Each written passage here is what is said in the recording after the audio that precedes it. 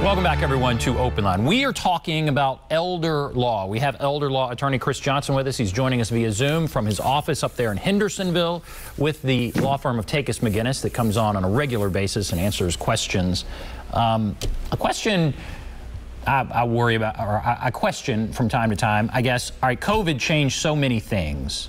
How has it, and its effects are long-lasting, and in many ways we're getting back to normal, but how has it impacted, I guess, the questions your clients are asking or the world in which you were in there? I mean, what's different now that was, you know, from pre-COVID?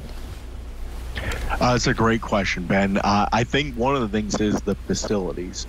It was, I'm trying to think of the right words. It was a shock to the system. I think that's the best phrase right there. The facilities all essentially locked down, and now family members that had, you know, unfettered access to their loved ones in an assisted living, independent living, in a skilled nursing facility, they weren't able to go see them, and that impacts their state of mind, their emotional health. For us, it impacts the signing of legal documents. You know, if you cannot get in there in the early stages of COVID, that was a real problem because the facilities, with the uncertainty and not knowing about this new thing, they had great concerns, and rightfully so, as they're trying to strike the balance, saying, listen, we don't want anyone in here.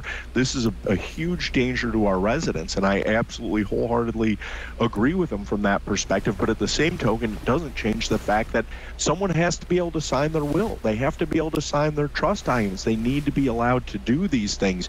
And so that got real tricky in the beginning. The governor did a great job signing executive orders allowing for videos, witnessing of signatures and notaries, and then I think technology jumped in. We've seen it with telehealth as far as the medicine side.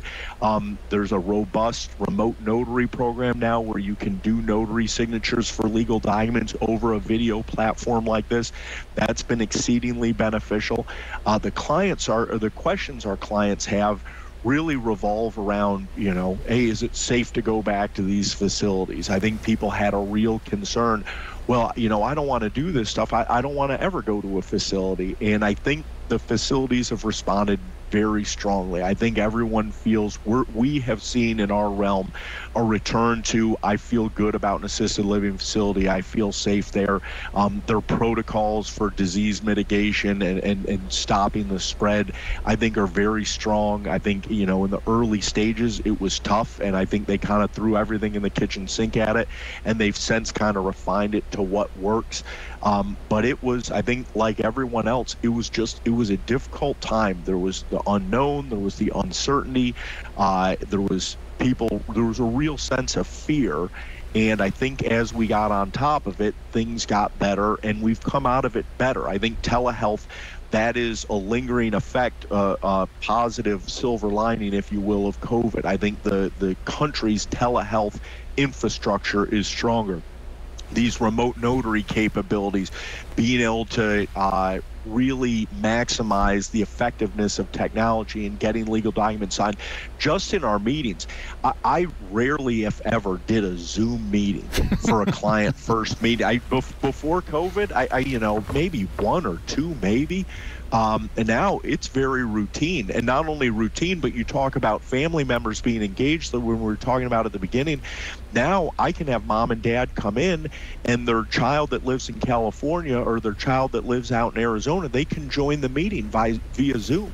And so now we still have the whole family effectively there. And that's another one of those lingering silver linings. There was a lot of pain, a lot of difficulty, but we've come through it, and I think we're better. And I think a lot of our systems and processes are better because now, with the technology obviously becoming much more robust, we can better serve our clients. And I had a client who had COVID, and she called. She was going to cancel the meeting, and we said, if you're you know, feeling sick and what have you, absolutely cancel. We'll reschedule. But if if you're positive, but you're kind of asymptomatic and, obviously you still can't go out, if you just want to do it via Zoom. And she's like, yeah, actually, I would love that because I have COVID and I'm still nervous. So, we held the meeting while she had COVID. And, she got better and she was able to come in and we were able to meet in person a few weeks later and sign the documents. But that meant no delay on her legal planning. And that was a big deal. So, out of these painful events that happen in our lives, the goal is let's take all the positives we can and drive forward with those. And I think we've done that to a great extent in the facilities, in the legal realm, in the health realm. And I think those are going to be lasting, positive silver lining events, if you will, out of a very difficult situation. That's a good point. Yeah, there are so many things that are different and that we have just kind of moved forward exponentially. Those Zoom meetings, yeah, that's something I never did, and now that is more routine. Yep. The big scare was obviously just the safety in these nursing homes and the fact that the family members could not visit. Yep. That's all gone now. Is that right? In other words, families can visit. Is any of that stuff still lingering, or what about that? We don't see any of that still lingering. The facilities have done a great job. Again, they were very much the front lines in this, especially the assisted livings, the skilled nursing facilities, the memory care, because they had this population that was the most vulnerable to this very unknown disease. And so they did lock things up pretty tight initially. Almost all of that we see now is gone. What you will see are reasonable responses to, hey, we have someone who's COVID positive in the building without it affecting all the other people. The hard part was that sometimes we don't take into account, we can overcorrect. The emotional health of the residents by locking those facilities down so tight, I think was very difficult, if not downright devastating on the residents. And that's a hard thing to do because I think there are studies out there that said psychologically that had a real negative impact. People need that interaction, that human touch, that human companionship. They need to be able to connect with their family members, loved ones, and friends. And when we shut that down for so long, I think that had a very difficult impact on it. And I think people have recognized that now, and that's why when they respond to a minor outbreak here or there, it's much more targeted and the response is much more limited, isolating and safeguarding the positive people while still managing to keep the other residents is free and able to visit and do the other things that they would normally do. That's a great tough point. To find a balance. That is a great point. What about the worker shortage? Is that impacting? Is it impacting some of these facilities? Is it impacting anything else related to what you do? Yes, the worker shortage, and I'm really glad you brought that up. There is a worker shortage in the senior caregiving world.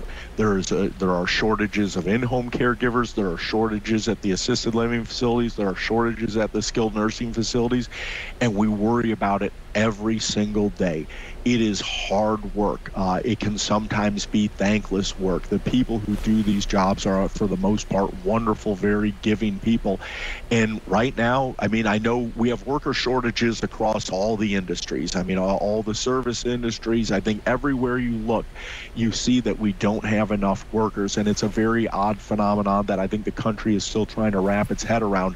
But in the adult caregiver, senior caregiver realm, there are big shortages, and we need, if you're someone out there thinking, hey, maybe that's something I would like to do, I would encourage you to explore it, because these seniors, keeping people healthy and keeping them well at home or in a facility by being a caregiver, it does so much good. It keeps their morale high, it keeps their quality of life high, and you're keeping them safe in their environment. And when you keep them safe and keep them healthy, their quality of life is high, and their care costs tend to be much, much lower, which means not only you're helping them emotionally, not only are you helping them physically, but you're helping them financially as well. What these caregivers do cannot be overstated. It just cannot be overstated. And I hope that they find these caregivers and that we maybe pay them a little more, I think that's always a positive incentive. We have seen the average wages of caregivers go up, and I think that was probably long overdue. And I think just due to the nature of inflation, the other things we're dealing with, I think they will continue to rise, and hopefully that'll help kind of start to get rid of that shortage, if you will. There are a lot of these home health care companies. Some of those, are independently owned and that kind of thing. This really probably hit them hard, the worker shortage, and yeah, they're having to pay more, and that's probably, it's a good thing, certainly for the workers.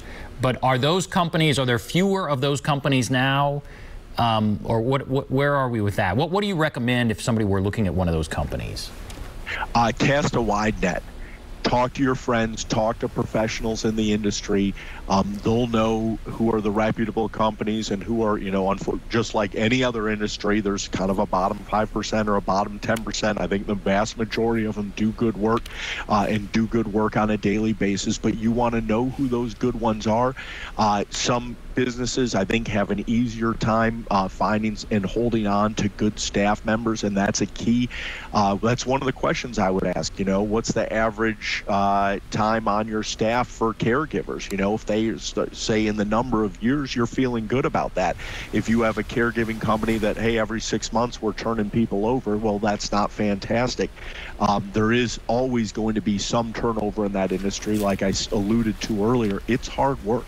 And you really need dedicated people to do it. But I think there are as many caregiver companies as there were before this.